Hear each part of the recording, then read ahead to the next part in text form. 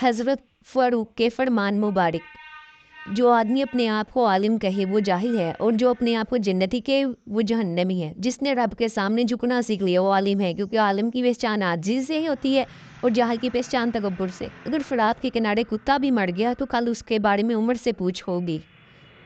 حضرت جبرائیل نے آ کر فرمایا کہ حضرت عمر حق باطل میں فرق کرنے والے ہیں، اسی دن کو لقب فاروق مل گیا۔ تم جس سے نفرت کرتے ہو اس سے ہوشیار رہو۔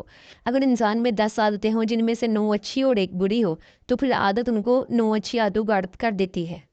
بدکاروں کے ساتھ نہ رہو، کیونکہ تم ان سے بدکاری سیکھ لو گے کہ کم کھانے میں صحت، کم سونا عبادت اور کم کو بولنے میں سمجھداری ہے۔ کالے بالوں میں سفید بالوں کو آ جانا تمہیں اللہ کی نافرمانی سے منع فرماتا ہے۔